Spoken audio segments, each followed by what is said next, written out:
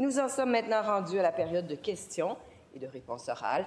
Et je cède la parole en question principale au député de Néligan. Madame la Présidente, la galère des Montréalais avec le transport en commun n'a pas commencé uniquement cette semaine ou la semaine dernière. Souvenez-vous de la fermeture de la ligne bleue pendant plusieurs semaines à cause d'un problème structurel. Souvenez-vous de la fermeture de la ligne verte à cause d'infiltration d'eau. Souvenez-vous de la fermeture de la ligne bleue à cause d'une panne électrique. Depuis plusieurs années, la STM demande de la prévisibilité, un budget clair. Ce que ce gouvernement a fait, Madame la Présidente, imposer des coupures de 100 millions de dollars sur 5 ans et faire croire aux Montréalais que c'est uniquement un problème entre un employeur et des syndiqués. Madame la Présidente, ma question est très simple au ministre des Transports. Est-ce qu'il reconnaît que le sous-financement chronique de son gouvernement contribue à la dégradation des services offerts aux usagers? La réponse du ministre des Transports et de la Mobilité durable. Oui, merci, Madame la Présidente. Écoutez, les enjeux qu'on vit actuellement avec le conflit et la grève sont lourds de conséquences sur la mobilité à Montréal, sont lourds de conséquences sur les citoyens qui veulent prendre la mobilité en commun, et c'est inadmissible. Et je pense qu'on doit agir rapidement. J'ai rencontré à 2 reprises la STM dans les dernières semaines. Clairement, on a un gain d'efficience à apporter à la STM. Les gens me disent qu'on peut faire mieux, qu'on doit faire mieux, et ils sont conscients qu'il y a une pression financière et qu'ils doivent faire face à ça. Et ça fait partie de la négociation entre le syndicat et la STM pour arriver à une entente. Je pense qu'ils doivent s'entendre le plus rapidement possible pour éviter d'autres situations comme on a vécu le week-end dernier. Mais la STM est pleinement consciente qu'elle doit améliorer son efficience, réduire la pression budgétaire. C'est son rôle, sa responsabilité. Ils m'ont dit qu'ils travaillaient là-dessus et je leur fais confiance. Alors, effectivement, il y a des enjeux de coûts et la STM, comme gestionnaire responsable, doit y voir. Je compte sur eux. Première complémentaire. Madame la Présidente, j'ai cru entendre des pompiers. Le problème, il n'y a pas de pompiers, c'est le problème entre les employés et le syndicat. Mais je tiens à rappeler au ministre, quand vous demandez des coupures de 100 millions sur 5 ans, et vous demandez à ce que le service fonctionne, c'est de la science-fiction, Madame la Présidente. Ils ont demandé, exigé 100 millions de coupures sur 5 ans, et ils s'attendent à ne pas avoir un impact sur le service. Qu'est-ce qu'il fait, le ministre, pour régler la situation pour les usagers montréalais? La réponse du ministre. Encore là, mon collègue semble dire qu'il n'y a pas d'amélioration d'efficience possible à la STM. Savez-vous quoi, Madame la Présidente? Quand je discute avec les gestionnaires de la STM, ils me disent tout le contraire. Non seulement ça, ils ont des alternatives, ils ont des possibilités pour justement faire en sorte de réduire les coûts. Eux, ils y croient. Ceux qui sont responsables de la STM, ils croient à ces possibilités-là. Mon collègue me dit, mais voyons, c'est impossible. Ben, je ne suis pas de son école, mais pas du tout. Alors, je compte sur la STM pour réduire ses frais, pour améliorer sa performance financière. Notre gouvernement investit comme jamais, vous le savez, en transport collectif, tant en investissement qu'en dépenses. On va continuer de faire ça, Madame la Présidente, mais je ne peux pas dire que la STM ne regarde pas en avant pour réduire ses coûts. Elle doit le faire. Je vous rappelle que tous les deux, vous vous adressez à la présidente. Complémentaire. Madame la Présidente, il est ministre des Transports. Il voit très bien que les usagers montréalais souffrent. Il voit l'impact sur les commerces. Il voit l'impact sur la congestion routière. Il voit vraiment et réellement chaque jour l'impact de cette grève. Son propre gouvernement a imposé des coupures, drastiques. Il pense que c'est ça la solution. Il pense qu'en sous-finançant le transport collectif, la grève va se régler d'une manière simple. Qu'est-ce qu'il propose aux Montréalais, à part rire, Madame la Présidente? La réponse du ministre. Madame la Présidente, je ris de mon collègue. Les investissements ont plus que doublé en transport collectif par notre gouvernement par rapport à leur gouvernement. Plus que doublé. Et on veut me faire la leçon sur on sous-investit. On n'a jamais autant investi. Maintenant, clairement, il y a un manque d'efficience. La STM le reconnaît. Je les ai rencontrés, ils m'ont dit, on a des solutions, on doit les discuter avec les syndicats. C'est les enjeux auxquels on fait face dans le conflit actuel. Alors, certainement que je prends acte de ça, La situation est inadmissible sur le fait qu'on n'a pas de transport collectif la fin de semaine, mais la STM est consciente qu'elle peut s'améliorer, elle veut le faire et je souhaite qu'elle le fasse.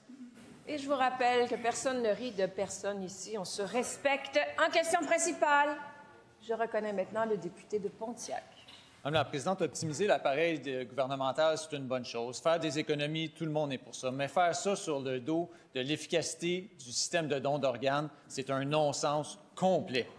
Pour supposément sauver quelques piastres, là, le gouvernement va se priver de 50 ans d'expertise de Transplant Québec. Il va abolir des équipes cliniques bien rodées, puis il va chambouler une chaîne efficace pour organiser le don d'organes. Le don d'organes, ce n'est pas une question de quelques millions, c'est une question de comment on fait pour s'assurer que les 856 personnes qui sont sur la liste d'attente y obtiennent un organe. Entre l'appel de l'hôpital, le transport de l'organe, la discussion avec la famille, la préparation du patient, on ne peut pas perdre une seconde, on ne peut pas perdre une minute parce qu'on a chamboulé le système au complet. Pourquoi ils sont prêts à prendre ce risque-là? Pourquoi ils sont prêts à changer tout le système pour économiser quelques dollars? La réponse de la présidente du Conseil du Trésor. Merci, Madame la Présidente. Alors, je tiens à rassurer tout le monde, l'objectif de ce regroupement-là, c'est de préserver l'expertise. Il n'y aura aucune perte d'expertise. Il y a des doublons, des dédoublements, des tâches qui se font aux deux endroits. On veut centraliser l'expertise à un seul endroit, chez Emma Québec, et bien sûr, Transplant Québec pourra continuer d'exister. Il y a un volet formation, il y a un volet éducation de la population.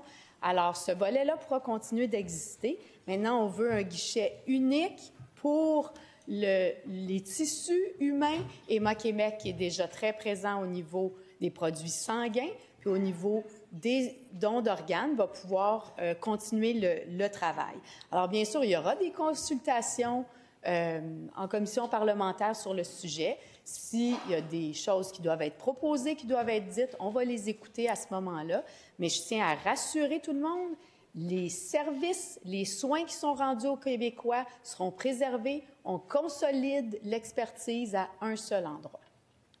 Première complémentaire. Madame la Présidente, il va y avoir des consultations en commission parlementaire que la ministre nous dit. Bien, l'an dernier, là, des députés de tous les partis, ils se sont assis pendant à peu près 1 an en commission parlementaire. Ils ont parlé aux experts. Ils ont regardé comment ça marchait, ce système-là. Ils ont vu les lacunes, ils ont vu comment l'améliorer. Puis vous savez, c'est quoi l'observation unanime de tous les partis politiques ici? La première observation, c'est que c'est Transplant Québec qui est le meilleur pour favoriser le don d'organes puis organiser le système.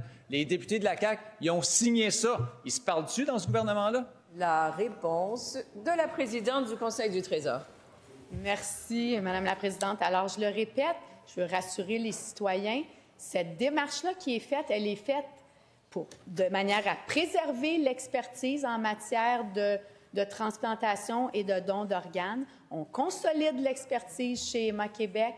Transplant Québec va pouvoir continuer d'exister avec le volet formation, éducation de la population. Emma Québec est le gardien des tissus humains et on ajoute aux tissus sanguins les organes.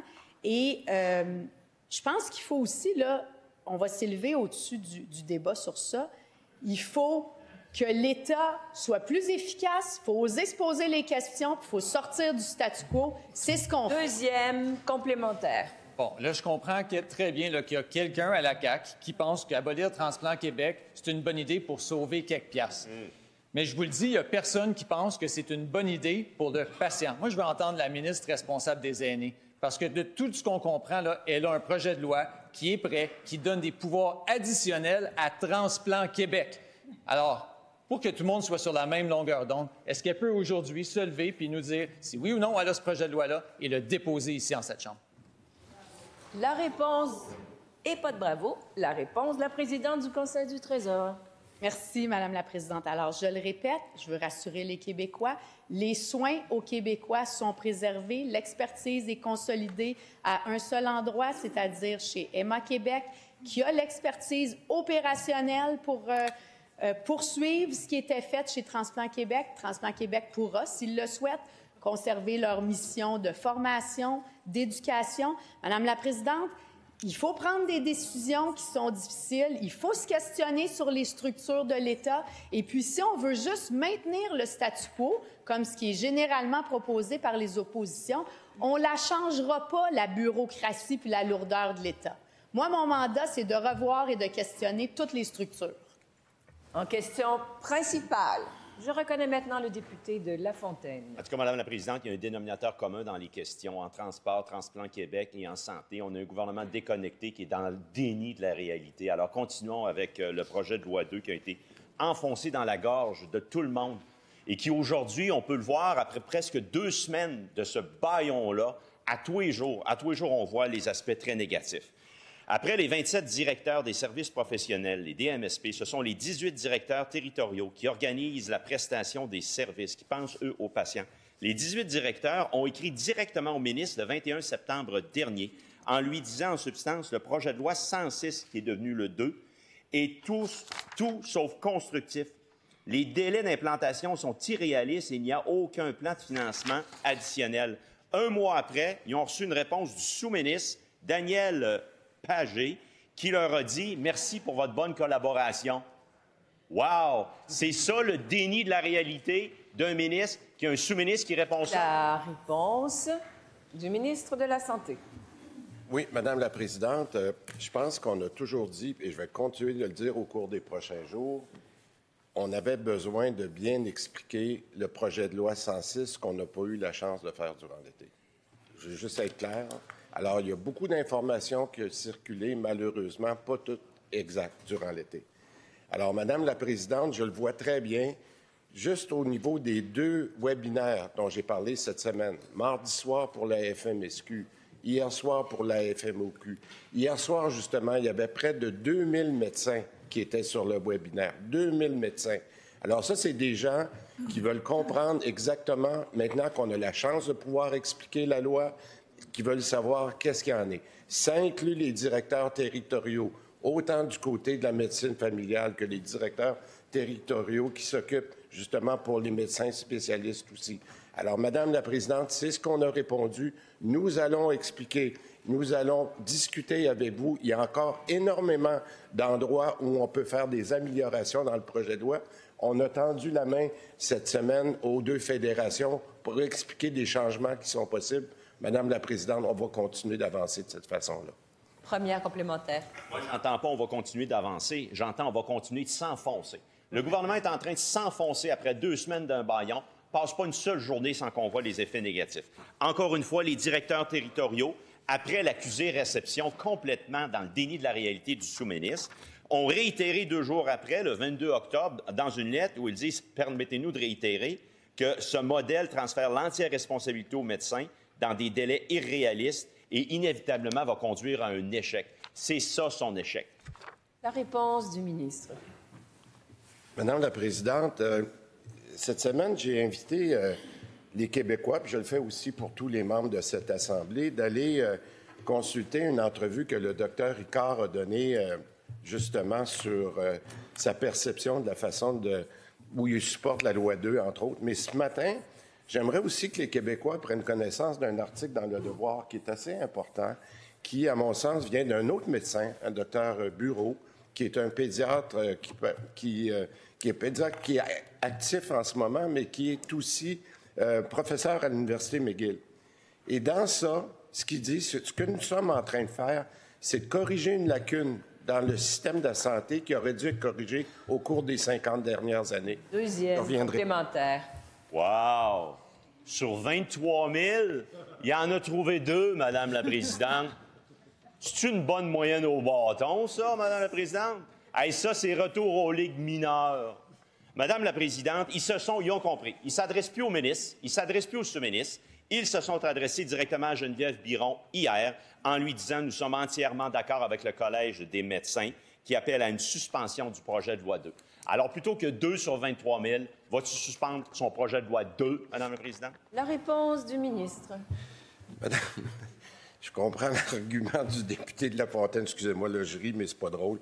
Depuis le début des négociations, Madame la Présidente, et c'est pour ça que je fais référence à la lettre du docteur Bureau ce matin. Ce qu'il dit, là, c'est qu'on est en train de corriger une erreur qui a duré pendant 50 ans, parce que ce qu'il faut revenir, Madame la Présidente, c'est à une prise en charge collective. C'est quoi cette vision-là de cette loi? C'est que chaque Québécois a le droit d'avoir un service en santé, a le droit d'avoir un professionnel de la santé. C'est ça qu'on doit corriger. C'est pas le nombre de médecins qui le disent, c'est l'importance de la vision que nous mettons ensemble et nous allons continuer de le faire. En question principale, je reconnais maintenant le député de Schlager-Maisonneuve. Avec le dépôt du projet de loi 7 hier, on découvre qu'enterré au milieu de centaines de coupures, la CAQ a l'intention d'utiliser l'argent du Fonds vert pour financer des autoroutes. Mais Madame la Présidente, construire des autoroutes, c'est objectivement rajouter des GES, pas en retirer. Plus de routes, plus de troisième lien, plus de chars égale plus de GES. C'est pas compliqué. Pourtant, l'argent du Fonds vert, ça doit servir à réduire les GES, pas les augmenter.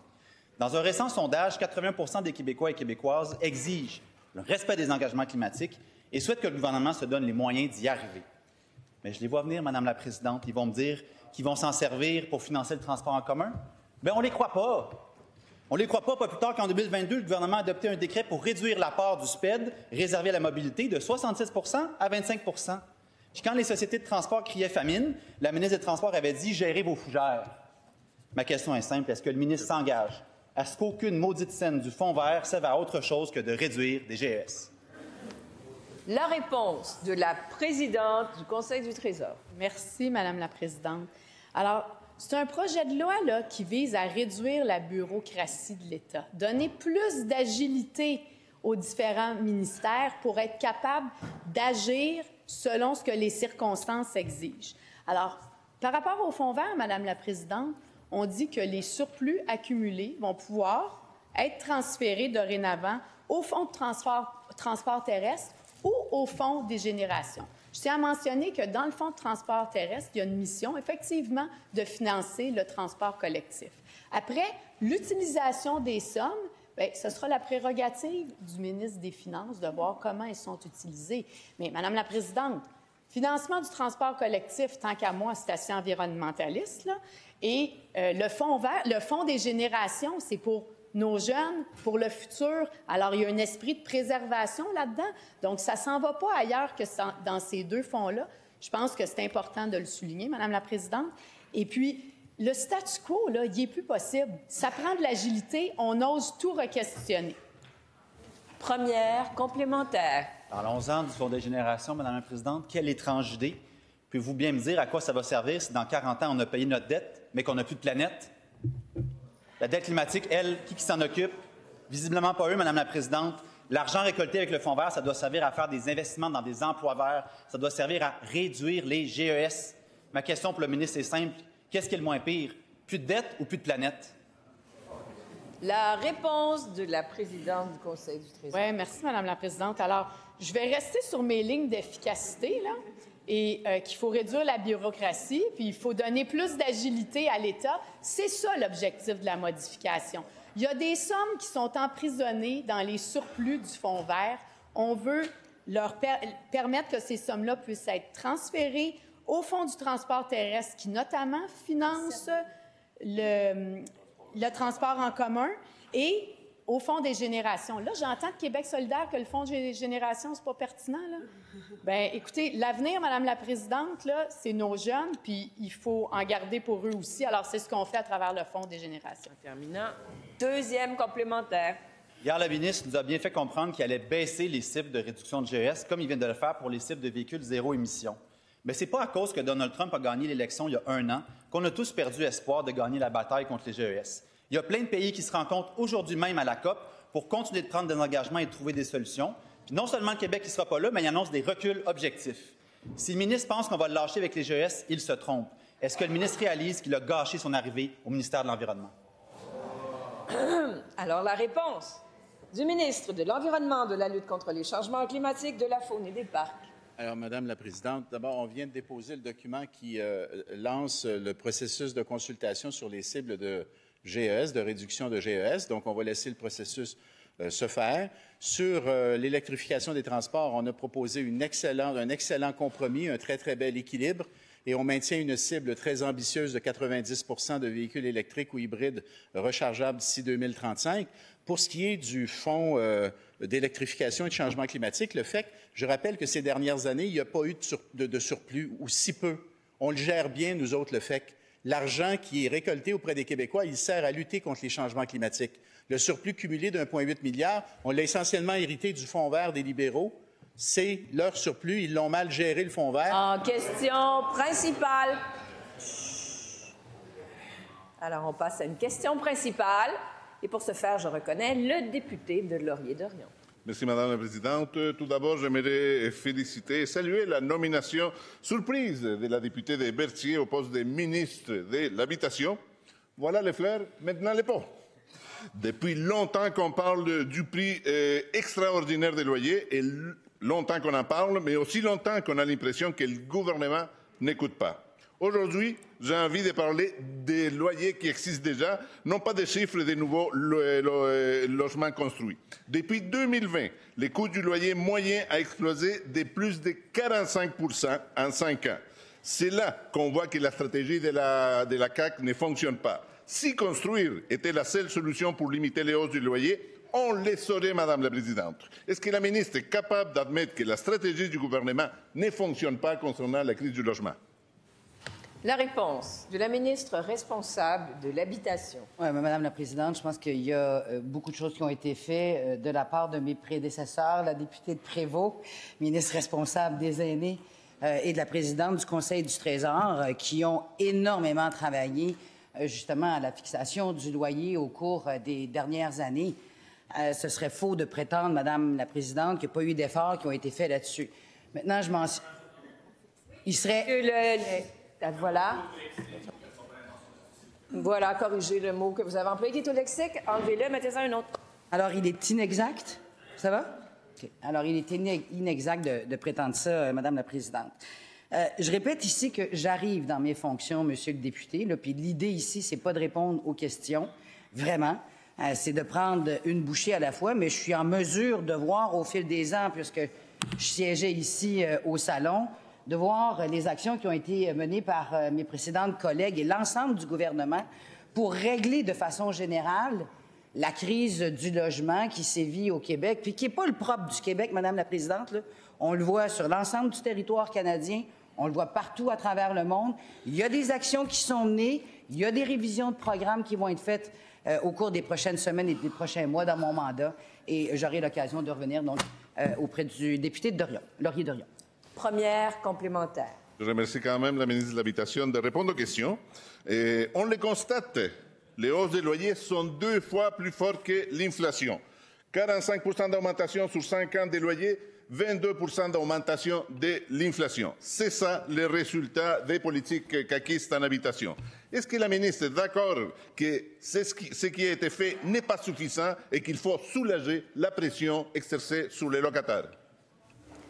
La réponse du leader du gouvernement? Madame la Présidente, on aimerait que le député de Laurier-Dorion dépose son tableau pour vérifier l'exactitude de son tableau, Madame la Présidente. Alors, consentement pour déposer le tableau, consentement. Maintenant, la réponse de la ministre. Merci, Madame la Présidente. Maintenant, pour la fixation des loyers, Madame la Présidente, fixation des loyers, là, la méthode de calcul actuelle là, est utilisée depuis plus de 40 ans. Plusieurs des avantages, dont celui d'être très compliqué à comprendre. C'est un processus que je suis en train de démêler, tant pour les propriétaires que les locataires, Madame la Présidente.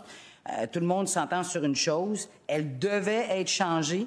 C'est pour ça qu'on a, la présidente du Conseil du Trésor précédemment, décidé d'apporter une modification majeure qui est venue proposer une nouvelle façon, une nouvelle méthode de fixation de loyer. Alors, je pense qu'il y a des pas majeurs qui ont été faits, Madame la Présidente, et on va continuer de les faire. Deuxième complémentaire.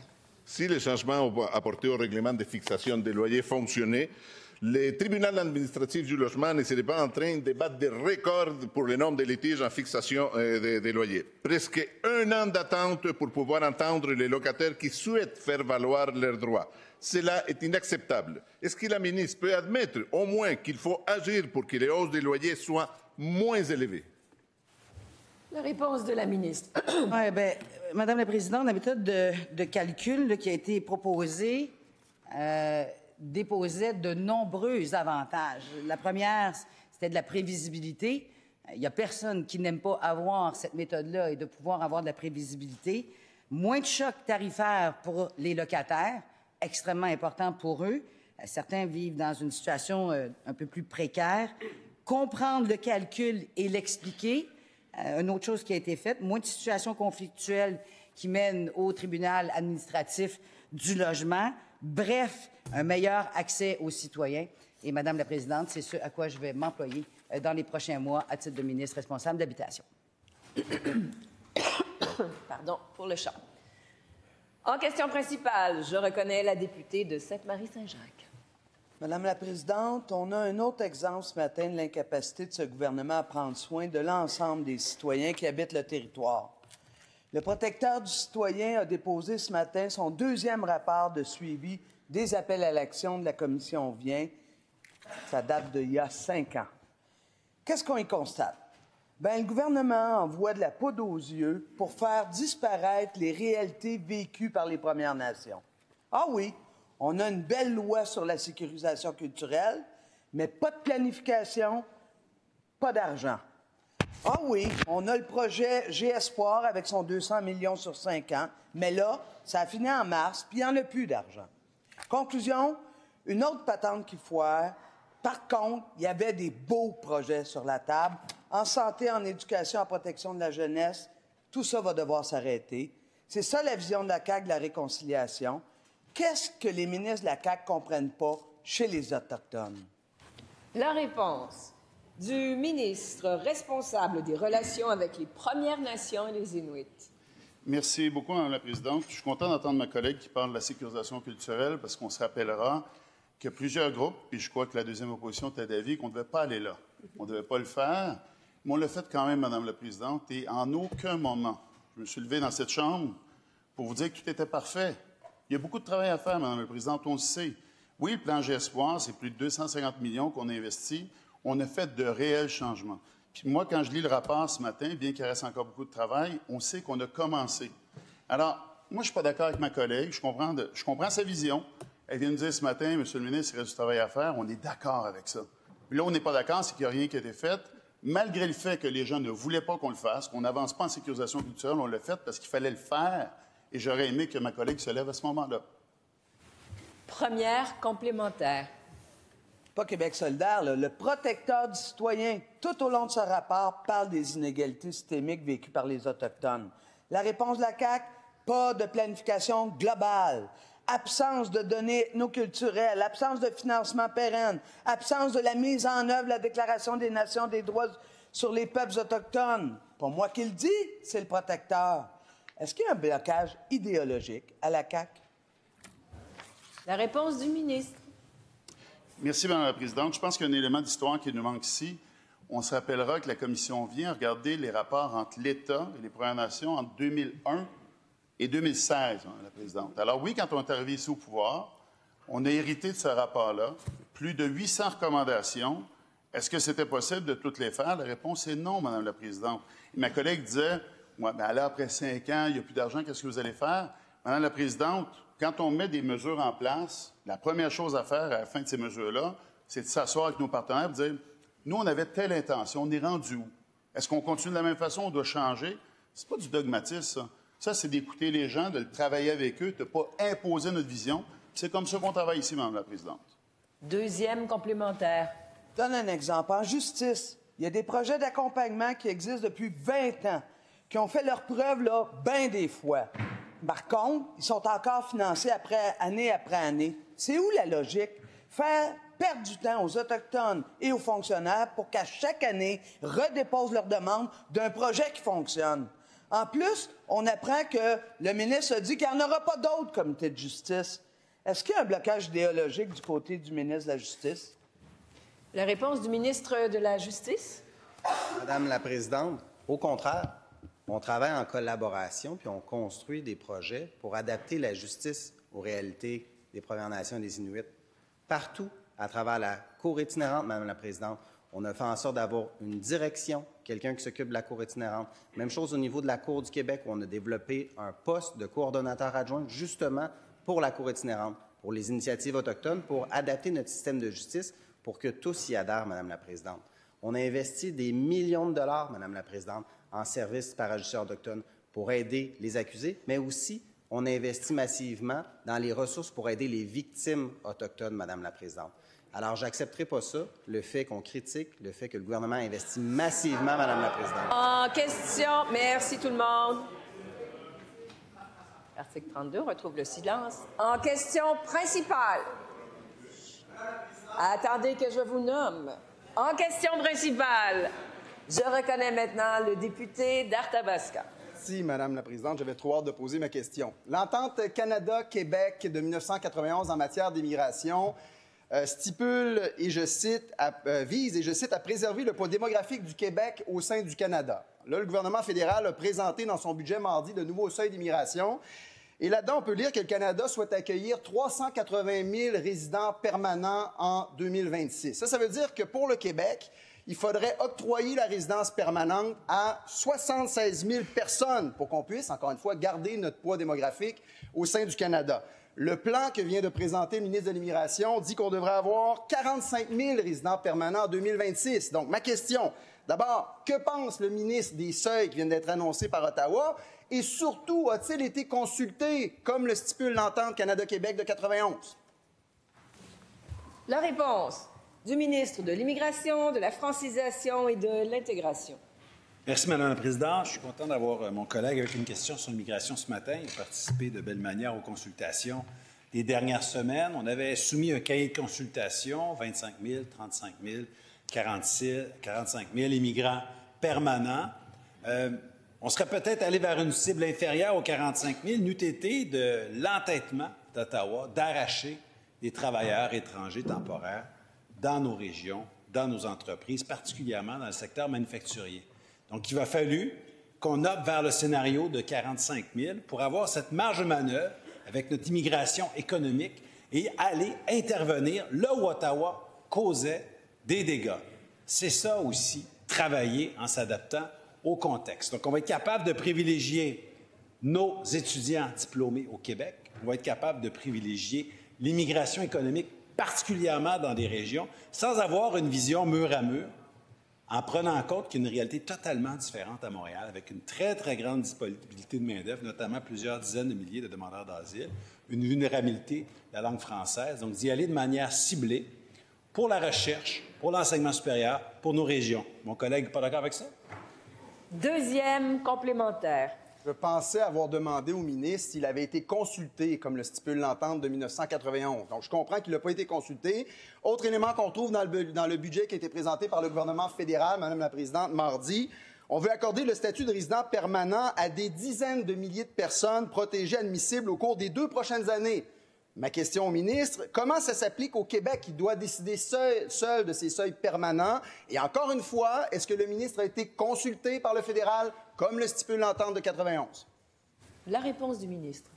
Madame la Présidente, oui, il y a eu des discussions avec Ottawa. Il y en a eu de manière préalable avec la ministre Lina Diab. Mais ce qu'on retient, c'est que c'est le Québec qui est maître d'œuvre pour sélectionner ces immigrants permanents.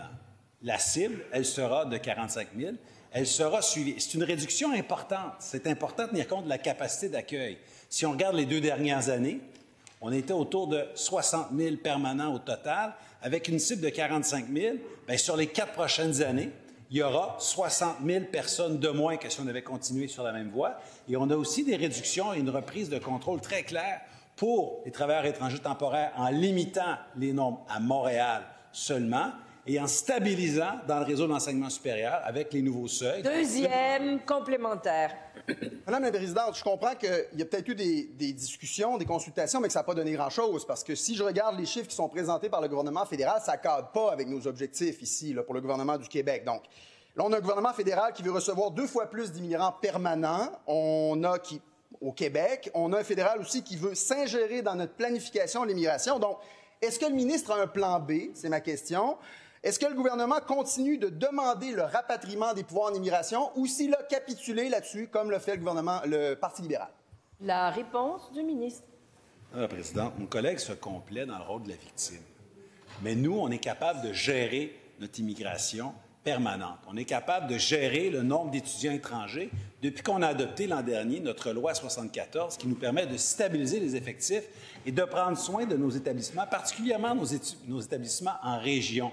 On est offensif, on n'attend pas le grand soir. On adopte la loi 74, on gère nos étudiants étrangers. On crée un nouveau programme de sélection des travailleurs qualifiés. On est capable de régionaliser l'immigration. On est capable de poser des gestes, mais eux ne veulent pas. Ils veulent se placer dans la posture de la victime pendant que nous, on gouverne dans l'intérêt national. C'est leur choix. En question principale, je reconnais maintenant le député de Jean Talon. Du projet de Test Canada en Mauricie, on savait déjà que, selon les experts qui se sont prononcés, c'est une aberration énergétique. On sait aussi que c'est une forme de privatisation de la production d'électricité, que ça ne sera pas rentable pour les Québécois, surtout pas pour les gens de la Mauricie. On sait, depuis dimanche, qu'il n'y a pas d'acceptabilité sociale. 4 référendums depuis le mois de septembre avec un refus massif de la population. On a posé la question en Chambre mardi et on a eu la réponse de la part de la ministre, je la cite, « C'est un excellent projet qui fait l'objet de différentes discussions avec les élus locaux. » Aujourd'hui, le maire de Sainte-Thècle lui répond dans le Nouvelliste. « Permettez-moi de rectifier les faits, dit-il, parce que dans la MRC de Mekinac, ces discussions dont vous parlez n'ont jamais eu lieu. Votre déclaration laisse entendre à notre population qu'elle a eu des discussions avec vous. Ce n'est définitivement pas le cas. Je pose au gouvernement la question que le maire de Sainte-Thècle pose. Quand est-ce que le gouvernement de la CAQ va faire face à la musique et reconnaître que la population... Et, Monsieur le député, je vous rappelle que vous vous adressez à la présidente. Même si vous faites une citation, on ne peut pas faire indirectement ce qu'on ne peut faire directement. La réponse du ministre délégué à l'économie et aux petites et moyennes entreprises. Merci beaucoup, Madame la Présidente. Effectivement, le projet TEST est un projet privé dans la région de la Mauricie que nous appuyons compte tenu de son impact extrêmement positif sur le développement économique de la région, mais également sur la production d'électricité. Nous avons évidemment un contact régulier avec l'entreprise, un contact régulier avec les gens du milieu, un contact évidemment avec le caucus de la Mauricie, qui est extrêmement à l'écoute, extrêmement présent et qui souhaite des projets de développement économique dans ces régions-là. Alors aujourd'hui, on comprend que le Parti québécois ne souhaite pas ce projet, ne voit pas ce projet de bon œil. De notre côté, on considère que des investissements privés de cette ampleur-là dans une région comme la Mauricie méritent d'être salués, méritent d'être encouragés. Le dialogue doit toujours se poursuivre avec la population locale lorsqu'on met un projet en place de cette envergure, mais il n'en demeure pas moins que lorsqu'on parle de 4 milliards avec des retombées économiques importantes, avec la production d'électricité qui va bénéficier aux Québécois, on ne peut pas s'y opposer. On croit foncièrement que ces projets-là économiques au Québec, il doit y en avoir plus.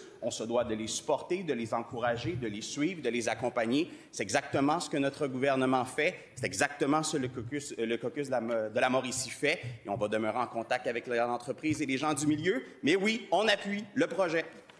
Première complémentaire. Le ministre fait bien d'insister sur le fait qu'il y a eu des discussions avec les riches promoteurs de ce projet-là. Ça, on le comprend. Mais là, on a le maire de Sainte-Thècle qui dit qu'il n'y en a pas eu de consultation. La population dit non au projet. Il n'y en a pas de concertation avec les gens du milieu. On a parlé à toutes les organisations, nous, cette semaine. Elles nous disent toutes la même chose. Nous n'avons pas été consultés. Il y en a un modèle, celui d'Hydro-Québec, qui dit qu'il faut de l'acceptabilité sociale. Il faut être avec les gens du milieu, pas contre les gens du milieu. Est-ce que le ministre va... La réponse du ministre. Madame la Présidente, on connaît évidemment nos règles et règlements au Québec, qu'il y aura un bureau d'audience publique en environnement dans le cadre de ce projet-là. Maintenant, le député nous parle de gens riches au Québec. Ben oui, il en faut des personnes qui réussissent au Québec. Il en faut des gens qui investissent dans le développement économique de nos régions. On ne snobera pas les entrepreneurs du Québec qui nous arrivent avec des projets, Madame la Présidente, que ce soit notamment dans le domaine de l'énergie, surtout dans le contexte des tarifs, surtout dans le contexte de l'incertitude actuelle. Alors non, on ne snobera pas les gens d'affaires. Au contraire, on va être à leur côté, on va les appuyer, on va laisser le BAB faire son travail. Mais oui, on croit au développement économique des régions du Québec, dans le Bas-Saint-Laurent, Mauricie, Chaudière-Appalaches, partout. Et c'est un bon projet. Merci. Deuxième complémentaire. La population dit non par voie de référendum. Et ce qu'on entend encore aujourd'hui, c'est non, on ne vous écoutera pas. Puis oui, on va continuer de marcher main dans la main avec le promoteur.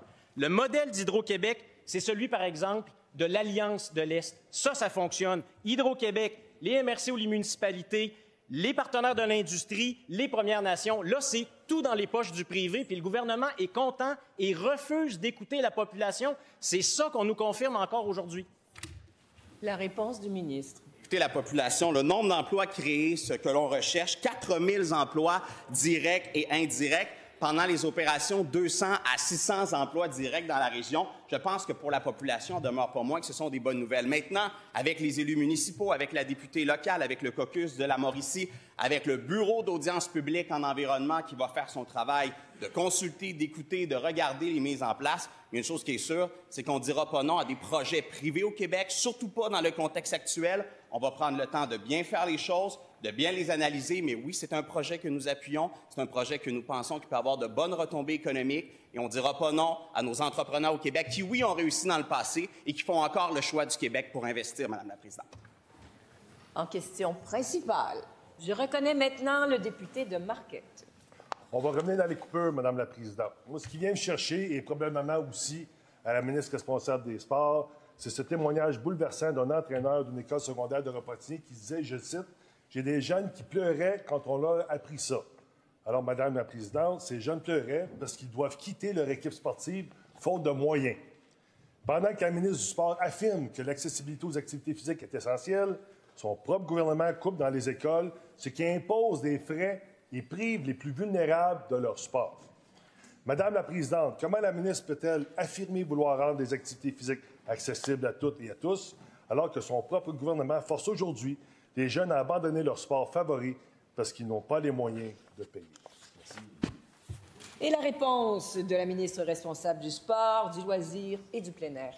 Oui, merci, Madame la Présidente. Je veux peut-être rappeler aux députés de Marquette ce que ma collègue en éducation a fait quand elle a eu les fonctions pour rétablir un petit peu un des enjeux qui faisait en sorte qu'effectivement, c'était plus difficile avec les ETC. Donc, des assouplissements qui font en sorte que les ETC peuvent être déployés pour pouvoir, entre autres, organiser le sport parascolaire. Mais je veux juste rappeler aux députés de Marquette tout ce qui a été fait depuis qu'on est en position pour l'accessibilité dans le sport. D'une part, les budgets qui ont été accordés pour les dépenses en sport loisirs plein air ont augmenté de 127 % depuis qu'on est au gouvernement. Donc, là-dedans, il y a des mesures comme les boîtes circonflexes pour de l'équipement sportif. Il y a des mesures comme le parascolaire qui est financé.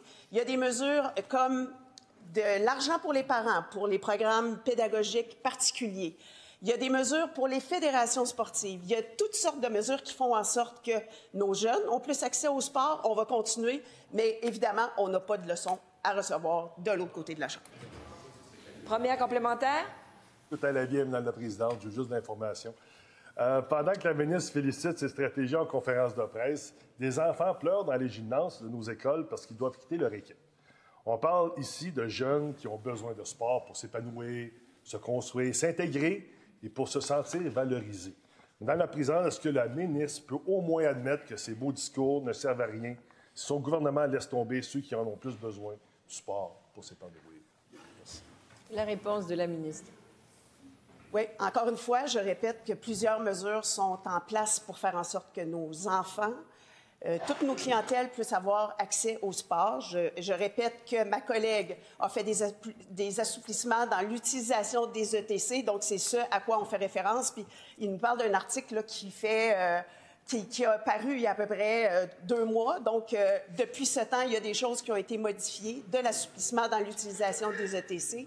Alors, encore une fois, je répète, toutes les choses qu'on a mises en place pour faire en sorte que nos jeunes bougent. Je peux vous parler aussi des infrastructures sportives qu'on a financées comme jamais ça a été fait auparavant. 1,16 milliard qui ont été donnés pour des infrastructures, 1500 projets. Alors, on va continuer d'aider nos jeunes pour... Deuxième complémentaire. En principal, je reconnais le député de Marquette. Oui, et j'aurais pu continuer en disant que c'est loin d'être un cas isolé, mais je vais changer de sujet, Madame la Présidente. J'étais il n'y a pas si longtemps dans la belle région de la Gaspésie. À chaque fois que j'y mets les pieds, je constate que la réalité des citoyens n'est pas la même que pour ceux vivant dans les grands centres. Ceci dit, le 20 octobre dernier, on apprend la fin du dégivrage de l'avion ambulance à l'aéroport de Bonaventure. Le ministère des Transports annonce que dorénavant, les usagers seront évacués de Grande-Rivière à 1h30 de route de Bonaventure en cas de verglas. On parle d'un délai de transport. Je cite le maire de Bonaventure. Il y a une question de sécurité du patient, une question d'urgence dont il n'est pas question qu'on aille à un autre aéroport à côté. Est-ce que la députée de Bonaventure est d'accord avec ça?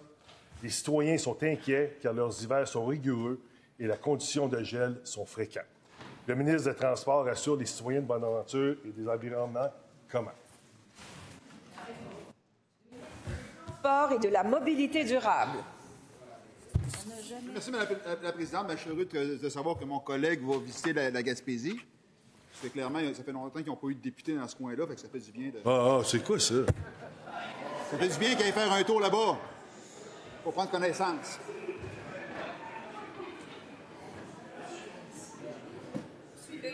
Merci, Mme la Présidente. Maintenant, pour le volet de dégivrage. J'ai regardé ce dossier-là, j'en discute avec mes collègues. Ça a coûté 600 000 550 000 pour être plus précis, pour 6 dégivrages au cours des 3 dernières années. Ça revient à peu près 100 000 le dégivrage, Mme la Présidente, tandis qu'habituellement, c'est entre 300 et 500 le coût de l'action de dégivrer. Alors, on doit regarder sur c'est quoi l'alternative ou la mesure de mitigation, parce que c'est vrai que 6 vols sur plus de 880 vols, c'est peut-être 6 vols de trop, mais on regarde aussi c'est quoi l'alternative. Toutefois, je dois considérer qu'en termes d'efficience, je ne peux pas, quand on regarde à réduire nos coûts, dire que 100 000 pour dégivrer un avion, c'est raisonnable. Il y a des alternatives, il y a des plans pour... Cela met fin à cette période de questions et de réponses orales.